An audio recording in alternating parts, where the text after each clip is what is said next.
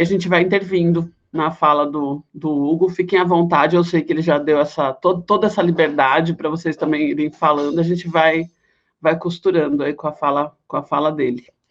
Então, vamos lá, Hugo, com você. Legal. Gente, eu tenho um sério problema de memória, e aí eu preciso da ajuda de vocês para a gente lembrar onde a gente parou semana passada. O que a gente começou falando ali mesmo, onde a gente terminou? Quem pode me E vocês ajudar? podem me contar também o que vocês fizeram que eu não sei. Exato, posso Hugo, saber também. boa noite, povo lindo. Oi, Má. Oi, Marília, boa noite. Tudo bom? Você ia falar sobre democracia hoje, estou ansiosa. Muito bom, democracia, né? Vamos tentar ouvir o Paulo Freire, né? Ver o que ele tem a nos dizer na pedagogia do oprimido, especificamente, né? E a partir dele também a gente falar, né? Com os temas que ele vai citar. Lembrando que a gente falou um pouquinho do conceito de ser humano, né? Uma noção antropológica, né? E a importância disso, né? Ou seja, o que é o ser humano para mim, né? Porque isso, conscientemente ou não, vai determinar a minha prática, né? Vai determinar a minha prática, né? A forma que eu concebo o ser humano e a humanidade de uma forma geral é o que vai dizer como eu vou me relacionar com as pessoas, né? E o Paulo Freire ressalta isso em bastantes lugares, e aquele documentário que nós vimos também do Paulo Freire, quem lembra o nome do documentário? Eu trouxe? É Paulo Freire contemporâneo, né? Esse mesmo. Assistiram? Conseguiram assistir? Legal, ele também... Desculpa, Má, pode falar. Não, ia dizer que sim, porque é uma delícia, né, de ver, assim, é muito gostoso. Bom, ali ele também dá um pouco essa dimensão para a gente da importância, né, da noção antropológica. Vamos lá, então, gente, eu separei alguns slides aqui para a gente começar a conversa, alguns trechos da pedagogia do oprimido, para a gente poder dialogar, então, com o que o Freire nos traz. Conseguem ver bem aí? Assim? Sim. Legal. Então, vamos lá. Uma das primeiras coisas que eu gostaria de ressaltar é justamente ali, já na introdução, né? Ele faz uma dedicação do livro, né? E essa dedicação é justamente aos esfarrapados do mundo e aos que nele se descobrem, e assim descobrindo-se, com eles sofrem, mas, sobretudo, com eles lutam, né? A gente estava falando, vocês estavam falando do Lula agora, né? Com certeza o melhor presidente que já tivemos no país, né? Do ponto de vista popular, e esse afeto, né? Aquele o único que, de fato, conseguiu olhar aí e conseguiu fazer as políticas populares, né? Conseguiu sofrer vem de um sofrimento com os pobres, né? E com os esfarrapados, e consegue, a partir disso, fazer sua praxis política, né? E, portanto, lutar, né? Também tem um trecho aqui, na introdução, que ele diz assim, ó, permitam-me citar, e daqui a pouquinho eu vou parar de citar, só para um começo de conversa aqui. Não são raras as vezes em que participantes destes cursos, numa atitude que manifestam seu medo da liberdade, se referem ao que chamam de perigo da conscientização. A consciência crítica, dizem, é anárquica. Ao que outros acrescentam, não poderá a consciência crítica conduzir à desordem? Há, contudo, os que também dizem, por que negar? Eu temia a liberdade, já não a temo. É importante a gente lembrar um pouco, né, que a gente começou a falar justamente sobre isso, né? Ao falar de democracia, há também essa noção, né, de que a democracia é anárquica, né, de que as pessoas não podem ter muita liberdade, porque senão elas fazem besteira, né? Esse tipo de ideia circunda a gente aqui todos os dias, né? E muitas vezes isso também pode motivar discursos de ódio, discursos de totalitarismo, como a gente está vendo crescer diariamente aí, né? Eu não vou citar tudo aqui que eu preparei, mas tem uma citação que ele faz, e que eu quero trazer ela, e depois a gente pode voltar, que é essa citação aqui que ele faz do sermão de São Gregório de Nissa, e que eu acho que também é uma outra questão que a gente poderia explorar aqui agora no nosso papo. E São Gregório diz assim, ó, talvez des esmolas, mas de onde as tiras, senão de tuas rapinas cruéis, do sofrimento, das lágrimas, dos suspiros? Se o pobre soubesse de onde vem o teu óbolo, ele o recusaria, porque teria a impressão de morder a carne de seus irmãos e de sugar o sangue de seu próximo. Ele te diria estas palavras corajosas: não sacieis a minha sede com lágrimas de meus irmãos. Não des ao pobre o pão endurecido com os soluços de meus companheiros de miséria. Devolve a teu semelhante aquilo que reclamaste, e eu te serei muito grato. De que vale consolar um pobre se tu fazes outro sem? Isso daqui é uma coisa que eu acho fundamental também, e que a gente pode explorar um pouquinho hoje, que na contradição oprimido-opressor, né, é importante lembrar disso, né? Aquela coisa que nós já falávamos semana passada, que eu não quero libertar ninguém porque eu não posso libertar ninguém, né? O máximo que eu posso querer fazer é estar junto, sofrer junto, e a partir desse sofrimento né, a gente conseguir condições para a nossa libertação comum, coletiva, né? Tem muito disso no Paulo Freire, e a gente vai explorar um pouquinho mais hoje isso também. Olha que legal, ó, que o Paulo Freire nos traz aqui, nesse mesmo contexto, né, da introdução ainda à pedagogia do oprimido, fala assim, ó, não são raros os revolucionários que se tornam reacionários pela sectarização em que se deixam cair, ao responder à sectarização direitista. Não queremos, porém, com isto dizer, e o deixamos claro no ensaio anterior, que o radical se torne dócil objeto da dominação. Precisamente porque inscrito como radical, num processo de libertação, não pode ficar passivo diante da violência do dominador. Isso daqui também é muito interessante, né, para a gente explorar. E eu acho que pela introdução, antes da gente entrar na própria justificativa da pedagogia do oprimido, que já é o primeiro capítulo, um último aqui para a gente poder falar aqui, dar um sentido a tudo isso que o Freire está nos dizendo, eu traria isso daqui, ó. O radical comprometido com a libertação dos homens não se deixa prender em círculos de segurança, dos quais aprisione também a realidade. Tão mais radical quanto mais se inscreve nesta realidade, para, conhecendo-a melhor, melhor poder transformá-la. Não teme enfrentar, não teme ouvir, não teme o desvelamento do mundo, não teme o encontro com o povo. Isso aqui a gente falou bastante semana passada, e eu acho que vale a pena a gente retomar, né? Esse encontro com o povo, né? Não teme o diálogo com ele, de que resulta o crescente saber de ambos. Não se sente dono do tempo, nem dono dos homens, nem libertador dos oprimidos. Com eles se compromete dentro do tempo, para com eles lutar. Se a sectarização, como afirmamos, é o próprio do reacionário, a radicalização é o próprio do revolucionário. Daí que a pedagogia do oprimido, que implica numa tarefa radical, cujas linhas introdutórias pretendemos apresentar neste ensaio, e própria leitura deste texto não possam ser realizadas por sectários. Eu acho que para começo de conversa, né, vamos acompanhando o mesmo sentido da pedagogia do oprimido. Eu acho que a gente pode começar um pouquinho sobre essas questões que a gente levantou aqui com Paulo Freire, né, da nossa praxis. Né? O que é pensar um bairro educador, né, a partir dessas coisas que Paulo Freire está nos dizendo, né? Lembrando da questão do encontro, a questão da importância da humanização e da concepção sobre humanidade que temos, né? A importância do diálogo, né, que nós vimos também semana passada, né? O que é isso, né? E aí a gente poderia, se vocês quiserem, é claro, comentar um pouquinho, né? O que é educar, o que é ser educado, numa perspectiva de libertação, desde essa perspectiva, né? Primeiro, compreendendo a radicalidade desse ato, né? E que radicalidade aqui a gente não pode temer essa palavra, inclusive, né? E, ao mesmo tempo, diferenciá-la bem da sectarização, né? Como Paulo Freire faz, né? O que isso diz para a gente? Quem poderia começar? Quem nos domina é quem tem o poder. E se eu não tenho essa luta e essa forma de mudança, de reflexão, a gente é usada toda hora.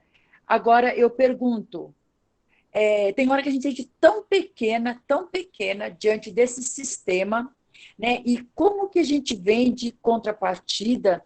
Porque também eu lembrei de momento, na época da teologia da libertação, existia uma frente de pensamento, de reflexão, que as pessoas, para entender a convivência e o que as pessoas sofriam, faziam inserção nas favelas. Era muito comum encontrar estudante morando nas periferias, estudante, porque trazia a teoria e o saber dentro daquela realidade que vivia, que tinha que ter o sentimento, tinha que ter a empatia para entender essa luta. E parece que aí é onde eclodiu uma transformação, né? Embora depois algum sistema veio e começou a recolher, a punir, e acabou essa onda. Mas eu fico pensando, de que forma, e a gente sabe que Paulo Freire teve um destaque enorme pela educação não bancária, mas a educação popular, que as pessoas que, a partir de uma salinha de aula, conseguiam refletir e transformar. Eu pergunto hoje, como poderia ser isso? Eu fico pensando, dentro da comunidade onde nós moramos, eu pensei que agora, bairro educador, né? Um bairro educador, ele não pode ter discriminação, fome, violência, né? Ela tem o quê? Aquilo que nós acreditamos de uma luta em comum. Como fazer isso? De que forma? Então, eu acho que o que traz esse momento em que nós estamos aqui, ele faz uma transformação? Faz, porque, na verdade, eu acho que traz uma energia para de a gente pensar, porque a gente não para de pensar. A gente sai daqui na terça-feira, mas isso vem tudo na cabeça da gente, porque a gente começa a reviver Paulo Freire, começa a reviver as lutas que transformaram. E hoje, como poderíamos fazer? Eu acho que o Paulo Freire tem muito disso, né? Eu não vejo muita diferença entre a pedagogia do oprimido e, né, seus últimos escritos, né? As cartas, por exemplo, que saíram agora, inclusive, né? A publicação delas, né? O que tem são assuntos diferentes e são reflexões diferentes em tempos diferentes, né? Então ele foi acompanhando o tempo também, né? De forma que o que está lá na pedagogia do oprimido, eu vejo que está também nas cartas, que está também na pedagogia da autonomia, só que falando de outras coisas em outros termos também, né?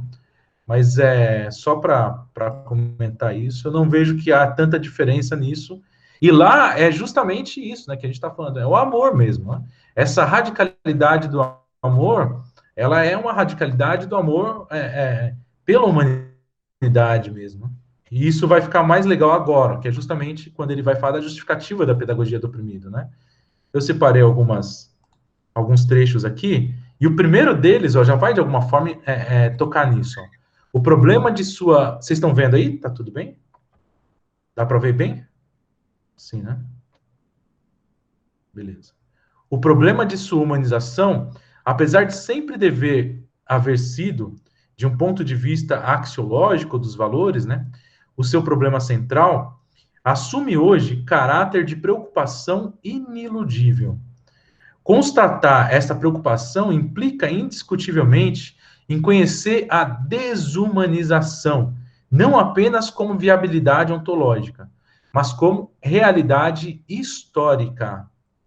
É também, e talvez sobretudo, a partir desta dolorosa constatação, que os homens se perguntam sobre outra viabilidade, a de sua humanização. Olha que interessante isso, né? Falar dessa questão da desumanização é um pouco de tudo que a gente estava falando aqui. As pessoas estão morrendo, né? E algumas estão mortas e ainda não descobriram também, né? Que é essa questão da desumanização, né? Tá em pé não quer dizer que está vivo, de fato que vive, né?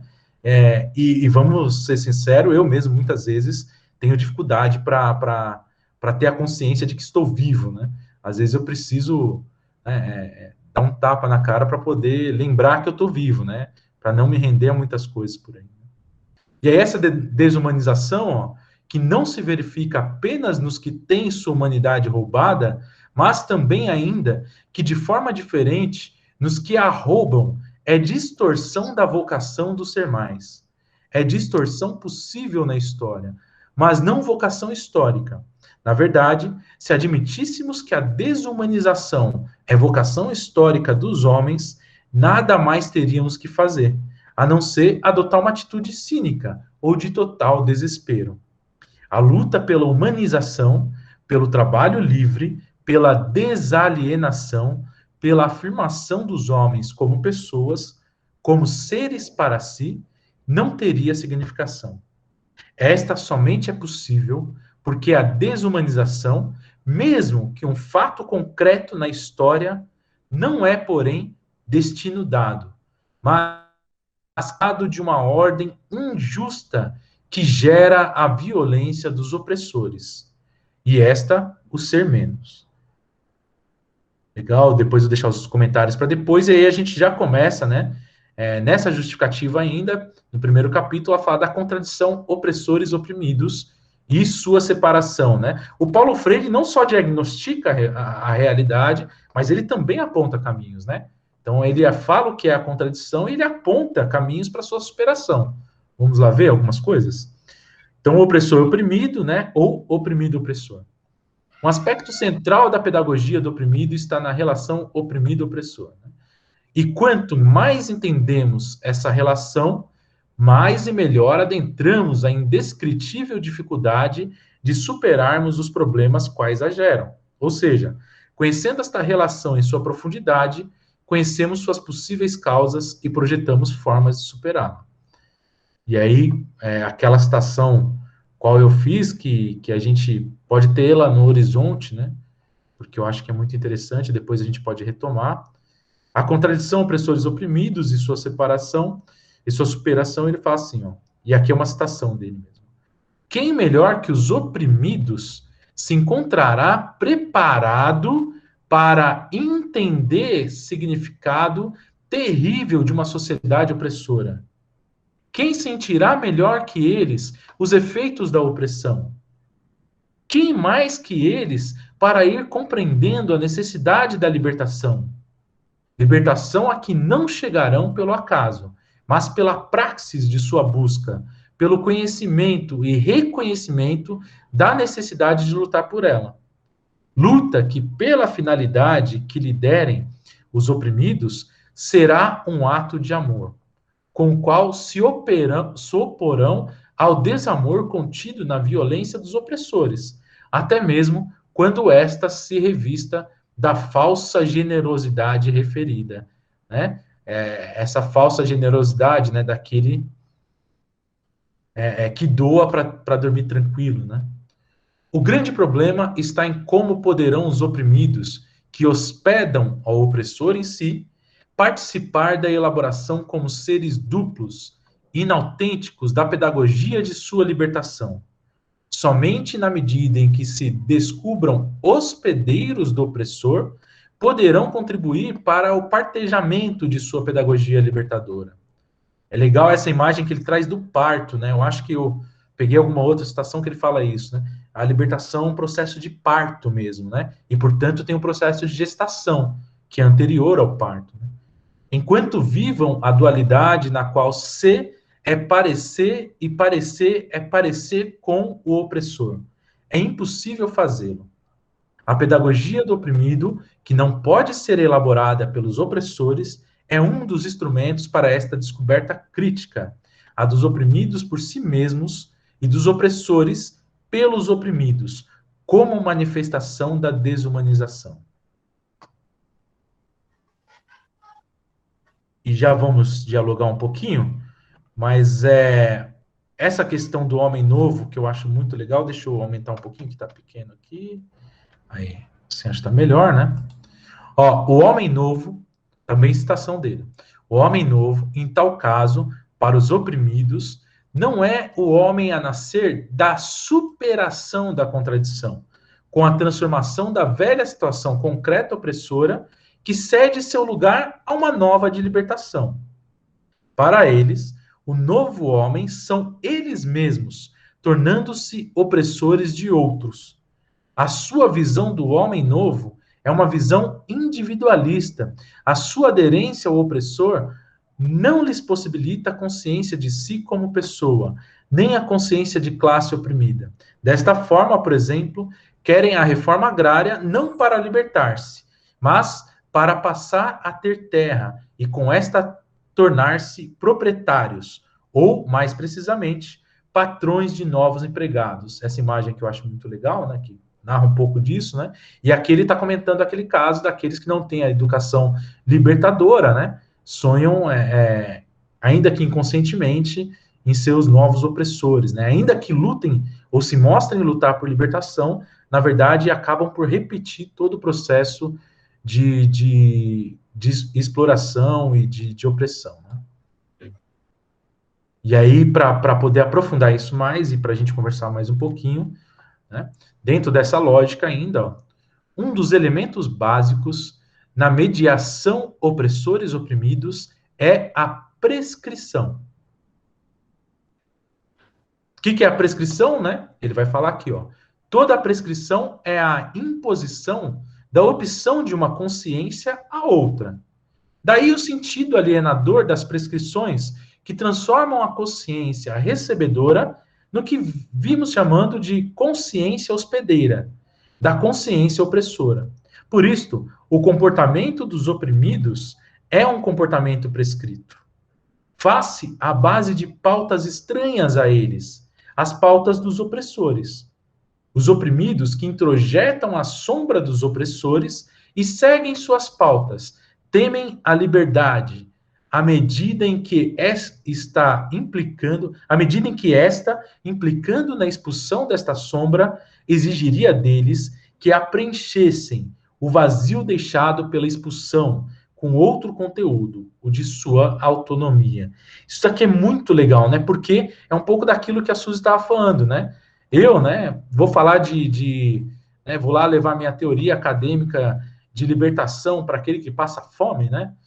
O processo de libertação ele só pode ser compreendido em relações de libertação, né? Enquanto eu estou vivendo essa relação e ela, a partir da realização concreta dessas relações de libertação, é que eu vou conseguindo compreender o processo de libertação, né?